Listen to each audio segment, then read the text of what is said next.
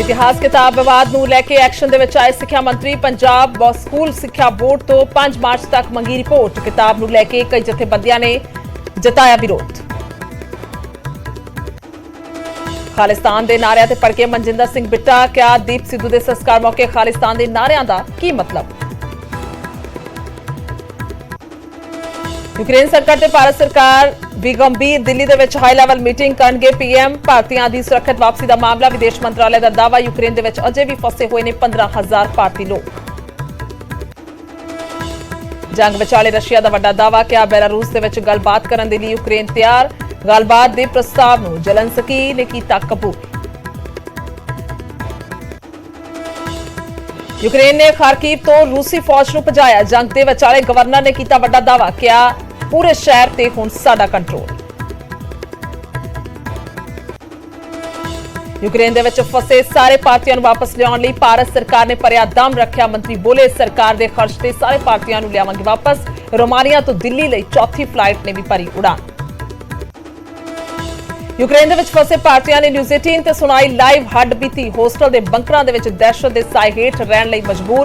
बाहर घुमदे नजर आ रहे ने कई फौजी टैंक। वतन वापसी दी लगाई गुहार।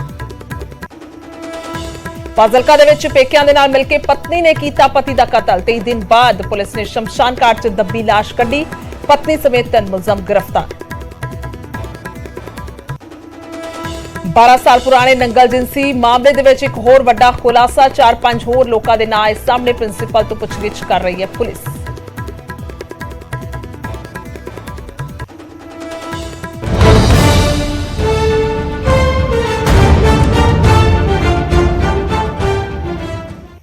सत श्री अकाल। पंजाब दी पावर गेम बुलेटिन दे विच बहुत-बहुत स्वागत। मैं तुहाडे नाल गुरजोत संधू। सब तो पहला शुरुआत करांगे खालिस्तान दे नारिਆਂ ਤੋਂ। हालांकि यूक्रेन रूस दे विचाले वड्डी जंग है तो उसनूं लैके भी अपडेट होएगी, पर शुरुआत करदे आ खालिस्तान दे नारिਆਂ ते भड़कते कोई बिट्टा नजर आए ने। खालिस्तान दे नारिਆਂ दा की मतलब है उन्होंने पूछया, सवाल कीते ने। दीप सिद्धू दे संस्कार दे मौके ते दस दईए कि नारे लगे सन, जिस तो बाद इस सवाल मनजिंदर बिट्टा ने कीता। खालिस्तान ना कदे बणिया सी ना बनन दवांगे। ਇਹ ਮਨਜਿੰਦਰ ਬਿੱਟਾ ਦਾ ਵੱਡਾ ਬਿਆਨ ਸਾਹਮਣੇ ਆਇਆ। ਦੱਸਿਆ ਕਿ ਦੀਪ ਸਿੱਧੂ ਦੇ ਭੋਗ ਦੇ ਮੌਕੇ ਤੇ ਫਤਿਹਗੜ੍ਹ ਸਾਹਿਬ ਦੇ ਵਿੱਚ ਵੱਡਾ ਇਕੱਠ ਹੋਇਆ ਸੀ। ਲੱਖਾਂ ਦਾ ਇਕੱਠ ਉੱਤੇ ਨਜ਼ਰ ਆਇਆ ਸੀ ਤਾਂ ਆਵਾਮ ਦੀ ਜਿਹੜੀ ਹੈ ਨੌਜਵਾਨਾਂ ਦੀ ਪਹੁੰਚੀ ਹੋਈ ਸੀ। ਉਹਨਾਂ ਦੇ ਵੱਲੋਂ ਜਿੱਥੇ ਬੈਨਰ ਉਹਨਾਂ ਦੇ ਹੱਥਾਂ ਦੇ ਵਿੱਚ ਸਨ ਤਾਂ ਨਾਰੇ ਵੀ ਜਿਹੜੇ ਨੇ ਉਹ ਲੱਗਦੇ ਹੋਏ ਨਜ਼ਰ ਆਏ ਸੀ। ਤਾਂ ਜਿਸ ਤੋਂ ਬਾਅਦ ਮਨਜਿੰਦਰ ਬਿੱਟਾ ਦੇ ਵੱਲੋਂ ਵੱਡਾ ਸਵਾਲ ਕੀਤਾ ਗਿਆ। ਸਵਾਲ ਕੀਤਾ ਉਹਨਾਂ ਨੇ ਕਿ ਦੀਪ ਸਿੱਧੂ ਦੇ ਸੰਸਕਾਰ ਦੇ ਮੌਕੇ ਜਿਹੜੇ ਨਾਰੇ ਲਾਏ ਗਏ ਨੇ ਉਹਨਾਂ ਦਾ ਕੀ ਮਤਲਬ ਕੱਢਿਆ ਜਾਵੇ, ਕਿਉਂਕਿ ਖਾਲਿਸਤਾਨ ਨਾ ਕਦੇ ਬਣਿਆ ਸੀ ਨਾ ਕਦੇ ਬਣਨ ਦਵਾਂਗੇ। ਇਹ ਬਿੱਟਾ ਕਹਿੰਦੇ ਹੋਏ ਨਜ਼ਰ ਆਏ ਨੇ। ਦੱਸਦੀਏ ਕਿ ਤਸਵੀਰਾਂ ਜਿਹੜੀਆਂ ਉੱਥੋਂ ਸਾਹਮਣੇ ਆਈਆਂ ਸਨ ਕਿ ਆਖਰਕਾਰ ਕਿੰਨੀ ਵੱਡੀ ਤਾਦਾਦ ਨੌਜਵਾਨਾਂ ਦੀ ਪਹੁੰਚੀ ਹੈ ਔਰ ਖਾਲਿਸਤਾਨ ਦੇ ਨਾਰੇ ਵੀ ਲੱਗਦੇ ਹੋਏ ਸੁਣਾਈ ਦੇ ਰਹੇ ਸੀ। ਵੱਖੋ-ਵੱਖ ਥਾਵਾਂ ਤੇ ਦੀਪ ਸਿੱਧੂ ਦੀ ਸੜਕ ਹਾਦਸੇ 'ਚ ਮੌਤ ਹੋਈ ਸੀ ਔਰ ਜਿਸ ਤੋਂ ਬਾਅਦ ਉਹਨਾਂ ਦਾ ਭੋਗ ਜਿਹੜਾ ਹੈ ਫਤਿਹਗੜ੍ਹ ਸਾਹਿਬ ਦੇ ਵਿੱਚ ਪਾਇਆ ਗਿਆ। ਅੰਤਿਮ ਅਰਦਾਸ ਹੋਈ ਤਾਂ ਉਸਦੇ ਮੌਕੇ ਤੇ ਨਾਰੇ ਲੱਗੇ ਸੀ। ਤੇ ਹੁਣ ਖਾਲਿਸਤਾਨ ਦੀ ਗੱਲ ਕੀਤੀ ਜਾਵੇ ਤਾਂ ਨਾਰਿਆਂ ਨੂੰ ਲੈ ਕੇ ਮਨਜਿੰਦਰ ਬਿੱਟਾ ਜਿਹੜੇ ਨੇ ਉਹ ਸਵਾਲ ਚੁੱਕਦੇ ਹੋਏ ਨਜ਼ਰ ਆ ਰਹੇ ਨੇ। ਉਹਨਾਂ ਦਾ ਸਾਫ਼ ਤੌਰ ਤੇ ਕਹਿਣਾ ਕਿ ਆਖਰਕਾਰ ਇਹ ਨਾਰਿਆਂ ਦਾ ਇੱਥੇ ਕੀ ਮਤਲਬ ਸੀ ਜੇਕਰ ਲਗਾਏ ਗਏ ਨੇ, ਕਿਉਂਕਿ ਖਾਲਿਸਤਾਨ ਨਾ ਕਦੀ ਬਣਿਆ ਨਾ ਕਦੀ ਬਣਨ ਦਵਾਂਗੇ। ਦੱਸਦੇ ਕਿ Manjinder Bitta all India anti terrorist front end ਜਿਹੜੇ ਨੇ ਉਹਨਾਂ ਦੇ ਵੱਲੋਂ ਇਹ ਬੋਲਿਆ ਗਿਆ। ਉਹਨਾਂ ਦੇ ਵੱਲੋਂ ਇਹ ਬਿਆਨ ਦਿੱਤਾ ਗਿਆ, ਸਵਾਲ ਖੜੇ ਕੀਤੇ ਗਏ।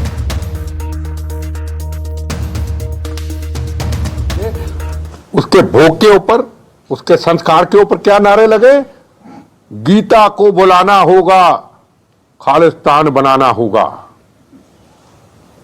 खालिस्तान बनाना हमारी मजबूरी है और गीता को बुलाना होगा। गीता को बुलाना मतलब हिंदू राष्ट्र को साइड में करना होगा। हर हिंदू को पंजाब छोड़ के जाना होगा। अरे किसान का कौन सा सोनीपत का ऐसा गांव, कौन सी हरियाणा का ऐसा गांव जिसने जब पंजाब के किसान आए रोटी का इंतजाम, दूध का इंतजाम, हर चीज का इंतजाम और पूरे बहने भाई हर गांव से आके इस आंदोलन में शामिल हुआ। और आज ये लोग कहते हैं गीता को बुलाना होगा, इनकी ऐसी की तैसी, कहते खालिस्तान बनाएंगे, इनकी ऐसी की तैसी। खालिस्तान ना कभी बना था ना कभी बनने देंगे ना कभी बनेगा। बनेगा तो पहले की तरह हमारी लाशों से गंदी हनेरी की तरह गुजर जाएगा। अरे कौन सा खालिस्तान, अरे कौन सा आंदोलन? क्या यहां के लोग बोलेंगे कि यहां किसान आंदोलन के मेरे भाई, मेरे पिता समान, मैं सिर झुकाता हूं कि आप इन चीजों का विरोध करोगे कि जिन्होंने कहा गीता को बुलाएंगे, जो आप कहते हैं कि खालिस्तान बनाएंगे, और इस धरती पे आकर के तिरंगे झंडे का अपमान करके चले गए। आगे से हमें सबक सीखना होगा। या तो राजनीति ना करते, या तो चुनाव ना लड़ते। भगत सिंह भी चुनाव लड़ सकते थे, चंद्रशेखर आजाद भी चुनाव लड़ सकते थे, वो बच सकते थे, राजगुरु सुखदेव बच सकते। उन्होंने कहा ना, फांसी का रस्सा, हमारे लिए फांसी का रस्सा जरूरी है, आने वाली जनरेशन के लिए भारत आजाद कराना। और ये लोग हरियाणा के लोगों को बेवकूफ बना के आप वहां चुनाव लड़ने चले गए। क्रांतिकारी कभी चुनाव नहीं लड़ूंगा। आप हैरान हो जाएंगे, उसके भोग के ऊपर, उसके संस्कार के ऊपर क्या नारे लगे? गीता को बुलाना होगा, खालिस्तान बनाना होगा।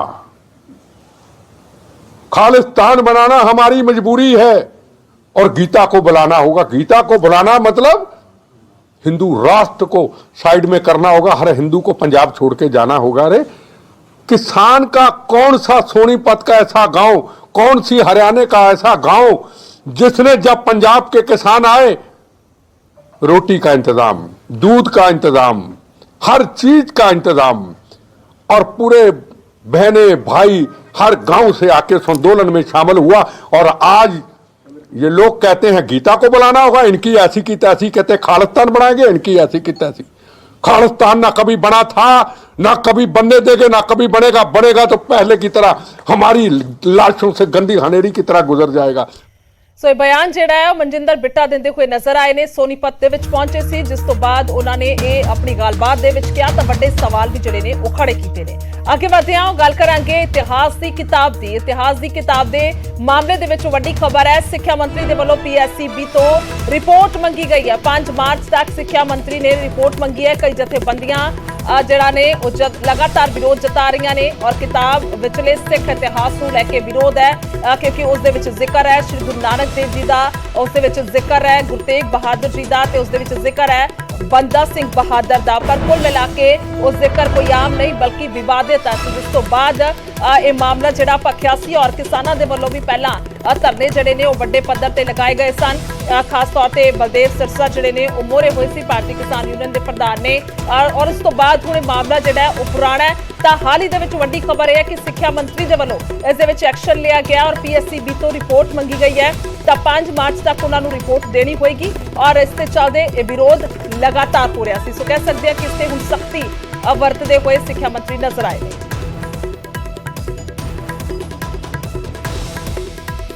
तो आखिरकार ਵੱਡਾ ਮਸਲਾ ਹੈ, ਕਿਉਂਕਿ ਜੇਕਰ ਇਸ ਕਿਤਾਬ ਦੀ ਗੱਲ ਕੀਤੀ ਜਾਵੇ 12ਵੀਂ ਦੇ ਵਿਦਿਆਰਥੀਆਂ ਦੇ ਲਈ ਕਿਤਾਬ ਜਿਹੜੀ ਹੈ ਉਹ ਰੱਖੀ ਗਈ, ਛਾਪੀ ਗਈ। ਸੋ ਜਿਸ ਦੇ ਵਿੱਚ ਸ਼੍ਰੀ ਗੁਰੂ ਨਾਨਕ ਦੇਵ ਜੀ ਨੂੰ ਲੈ ਕੇ ਵਿਵਾਦਿਤ ਲਿਖਤੀ ਜਿਹੜੀ ਹੈ ਉਹ ਨਜ਼ਰ ਆਈ ਔਰ ਗੁਰੂ ਤੇਗ ਬਹਾਦਰ ਜੀ ਨੂੰ ਲੈ ਕੇ ਲਿਖਤ ਜਿਹੜੀ ਆ ਵਿਵਾਦਿਤ ਦਰਜ ਕੀਤੀ ਗਈ ਔਰ ਇਸ ਤੋਂ ਇਲਾਵਾ ਬੰਦਾ ਸਿੰਘ ਬਹਾਦਰ ਨੂੰ ਲੈ ਕੇ ਵਿਵਾਦਿਤ ਲਿਖਤ ਦਰਜ ਕੀਤੀ ਗਈ, ਜਿਸ ਤੇ ਇਤਰਾਜ਼ ਜਤਾਇਆ ਗਿਆ ਔਰ ਇਤਰਾਜ਼ ਜਿਹੜਾ ਉਹ ਲੰਬੇ ਸਮੇਂ ਤੋਂ ਜਤਾਇਆ ਜਾ ਰਿਹਾ ਸੀ। ਇਸ ਤੋਂ ਪਹਿਲਾਂ ਵੀ ਪ੍ਰਦਰਸ਼ਨ ਜਿਹੜੇ ਨੇ ਉਹ ਵੱਡੇ ਪੱਧਰ ਤੇ ਹੋਏ, ਖਾਸ ਤੌਰ ਤੇ ਕਿਸਾਨਾਂ ਦੇ ਵੱਲੋਂ ਜਿਵੇਂ ਪਹਿਲਾਂ ਹੋਰ ਮੁੱਦਿਆਂ ਨੂੰ ਲੈ ਕੇ, ਆਪਣੇ ਮੁੱਦਿਆਂ ਨੂੰ ਲੈ ਕੇ ਧਰਨੇ ਲਾਏ ਗਏ, ਤਾਂ ਵੀ ਧਰਨਾ ਜਿਹੜਾ ਉਹ ਲੱਗਿਆ। ਉਸ ਤੋਂ ਬਾਅਦ ਕਈ ਜਥੇਬੰਦੀਆਂ ਜਿਹੜੀਆਂ ਨੇ ਉਹ ਹੋਰ ਵੀ ਇਸ ਤੇ ਸਵਾਲ ਚੁੱਕਦੀਆਂ ਨਜ਼ਰ ਆ ਰਹੀਆਂ ਨੇ। ਤਾਂ ਹਾਲ ਹੀ ਦੇ ਵਿੱਚ ਸਿੱਖਿਆ ਮੰਤਰੀ ਪ੍ਰਗਟ ਸਿੰਘ ਜਿਹੜੇ ਕਿ ਚੰਨੀ ਸਰਕਾਰ ਦੇ ਵਿੱਚ ਜਿਨ੍ਹਾਂ ਨੂੰ ਇਹ ਡਿਪਾਰਟਮੈਂਟ ਮਿਲਿਆ ਤਾਂ ਉਹਨਾਂ ਦੇ ਵੱਲੋਂ ਇਸ ਤੇ ਖਾਸ ਤੌਰ ਤੇ ਜਿਹੜਾ ਕਾਰਵਾਈ ਹੈ ਉਹ ਕੀਤੀ ਗਈ ਹੈ, ਤਾਂ ਸਖਤੀ ਵਰਤੀ ਗਈ ਹੈ। ਔਰ ਕੁੱਲ ਮਿਲਾ ਕੇ 5 ਮਾਰਚ ਤੱਕ ਹੁਣ ਪੰਜਾਬ ਸਕੂਲ ਸਿੱਖਿਆ ਬੋਰਡ ਨੂੰ ਜਿਹੜਾ ਹੈ ਉਹ ਰਿਪੋਰਟ ਦੇਣੀ ਹੋਏਗੀ।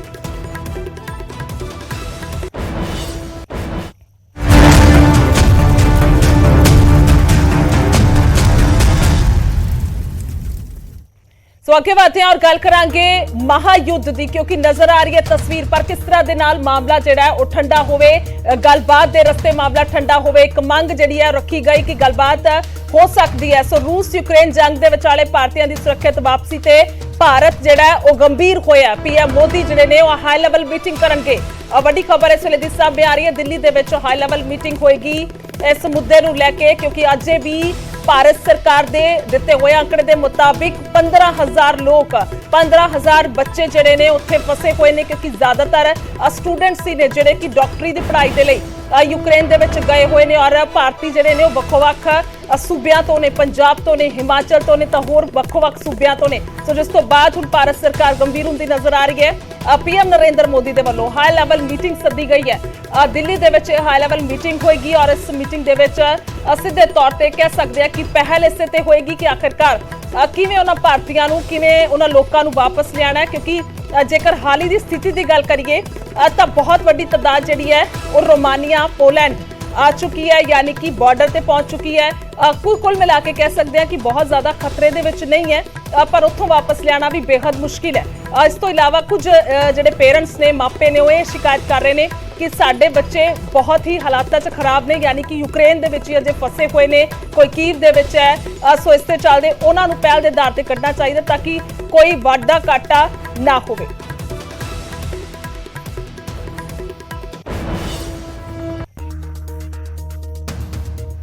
ਸੋ ਯੂਕਰੇਨ ਦੇ ਵਿੱਚ ਫਸੇ ਹੋਏ ਭਾਰਤੀਆਂ ਤੇ ਰੱਖਿਆ ਮੰਤਰੀ ਦਾ ਬਿਆਨ ਵੀ ਸਾਹਮਣੇ ਆਇਆ। ਸਾਰੇ ਭਾਰਤੀਆਂ ਨੂੰ ਵਾਪਸ ਲਿਆਵਾਂਗੇ ਉਹ ਕਹਿੰਦੇ ਹੋਏ ਨਜ਼ਰ ਆਏ ਨੇ ਔਰ ਆਪਣੇ ਖਰਚੇ ਤੇ ਸਰਕਾਰ ਜਿਹੜਾ ਉਹਨਾਂ ਨੂੰ ਵਾਪਸ ਲਿਆਏਗੀ। ਸਰਕਾਰ ਦੇ ਖਰਚ ਤੇ ਭਾਰਤੀਆਂ ਦੀ ਵਾਪਸੀ ਹੋਏਗੀ। ਸੋ 80 ਫਲਾਈਟ ਦੀ ਗਿਣਤੀ ਵੀ ਜਿਹੜੀ ਹੈ ਉਸ ਦੇ ਵਿੱਚ ਇਜ਼ਾਫਾ ਕੀਤਾ ਤਾਂ ਰਾਜਨਾਥ ਸਿੰਘ ਰੱਖਿਆ ਮੰਤਰੀ ਜਿਹੜੇ ਨੇ ਉਹ ਬਿਆਨ ਦਿੰਦੇ ਨਜ਼ਰ ਆਏ ਨੇ ਕਿ ਆਖਿਰਕਾਰ ਸਾਡੇ ਵੱਲੋਂ ਇੰਤਜ਼ਾਮਾਂ ਜਿਹੜੇ ਨੇ ਉਹ ਕੀਤੇ ਜਾ ਰਹੇ ਨੇ ਔਰ ਕੁੱਲ ਮਿਲਾ ਕੇ ਆਪਣੇ ਖਰਚੇ ਤੇ ਭਾਰਤ ਸਰਕਾਰ ਉਹਨਾਂ ਨੂੰ ਵਾਪਸ ਲਿਆਏਗੀ।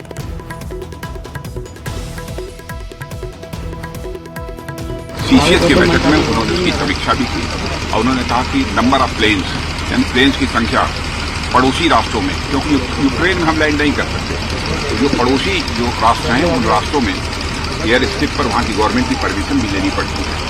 तो हमारे जो प्लेन वहाँ जाएँ और वहाँ के हमारे बच्चे यूक्रेन में रहने वाले फिर वो बॉर्डर पर आ जाए इन देशों के जहाँ जहाँ पर हमारी प्लेन्स हैं और वहाँ से हम उनको ले आए। आपने देखा कि रात को ही 3 या 4 केस आ चुकी है, लगातार दिन में भी यह सिलसिला जारी है।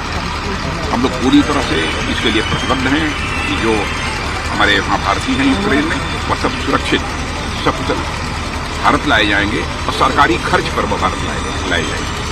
ਅੱਗੇ ਵਧਦੇ ਹਾਂ ਔਰ ਗੱਲ ਕਰਾਂਗੇ ਰੂਸ ਦੀ ਹੀ। ਰੂਸੀ ਮੀਡੀਆ ਦਾ ਵੱਡਾ ਦਾਅਵਾ ਹੈ ਕਿ ਗੱਲਬਾਤ ਦੇ ਲਈ ਤਿਆਰ ਹੈ ਯੂਕਰੇਨ ਔਰ ਬੈਲਾਰੂਸ ਦੇ ਵਿੱਚ ਗੱਲਬਾਤ ਦੇ ਲਈ ਤਿਆਰ ਹੈ। ਇਸ ਤੋਂ ਪਹਿਲਾਂ ਤਰਕ ਸੀਗਾ ਯੂਕਰੇਨ ਦਾ ਕਿ ਬੈਲਾਰੂਸ ਤੋਂ ਜਿਹੜੀ ਹੈ ਉਹ ਮਿਸਾਈਲਸ ਆ ਰਹੀਆਂ ਨੇ, ਗੋਲਾ ਬਾਰੂਦ ਆ ਰਿਹਾ ਤਾਂ ਅਸੀਂ ਉਸ ਦੇਸ਼ 'ਚ ਕਿਵੇਂ ਗੱਲਬਾਤ ਕਰ ਸਕਦੇ ਹਾਂ। ਪਰ ਜੋ ਹੁਣ ਜਾਣਕਾਰੀ ਆ ਰਹੀ ਹੈ ਕਿ ਰੂਸ ਨੇ ਬੈਲਾਰੂਸ ਦੇ ਵਿੱਚ ਗੱਲਬਾਤ ਦਾ ਜੋ ਸੱਦਾ ਦਿੱਤਾ ਸੀ, ਸੋ ਉਸ ਤੋਂ ਬਾਅਦ ਬੈਲਾਰੂਸ ਦੇ ਵਿੱਚ ਗੱਲਬਾਤ ਕਰਨ ਨੂੰ ਯੂਕਰੇਨ ਤਿਆਰ ਹੋ ਚੁੱਕਿਆ। ਰੂਸੀ ਮੀਡੀਆ ਇਹ ਜਾਣਕਾਰੀ ਦੇ ਰਿਹਾ ਕਿਉਂਕਿ 6:30 ਵਜੇ ਤੱਕ ਦਾ ਹੀ ਜਿਹੜਾ ਹੈ ਉਹ ਸੀ ਸਮਾਂ ਕਿ ਉਸ ਦੇ ਵਿੱਚ ਗੱਲਬਾਤ ਹੋ ਸਕਦੀ ਹੈ। ਤਾਂ ਉਸ ਤੋਂ ਬਾਅਦ ਇਹ ਖਬਰ ਆਉਂਦੀ ਹੈ ਕਿ ਗੱਲਬਾਤ ਨੂੰ ਤਿਆਰ ਹੈ। ਸੋ ਕੁੱਲ ਮਿਲਾ ਕੇ ਗੱਲਬਾਤ ਦੇ ਨਾਲ ਹੀ ਹੱਲ ਹੋ ਸਕਦਾ ਹੈ, ਪਰ ਕਿਸ ਤਰ੍ਹਾਂ ਦੇ ਨਾਲ ਇਹ ਅੱਗੇ ਗੱਲਬਾਤ ਹੋਏਗੀ ਤਾਂ ਕਿਵੇਂ ਇਹ ਮਸਲਾ ਜਿਹੜਾ ਸਿਰ ਚੜ੍ਹਦਾ ਨਜ਼ਰ ਆਏਗਾ ਤੇ ਵੱਡਾ ਸਵਾਲ ਹੈ ਕਿਉਂਕਿ ਬਹੁਤ ਸਾਰੀਆਂ ਜਾਨਾਂ ਇਸ ਵੇਲੇ ਜੰਗ ਦੇ ਮੈਦਾਨ ਦੇ ਵਿੱਚ ਨੇ।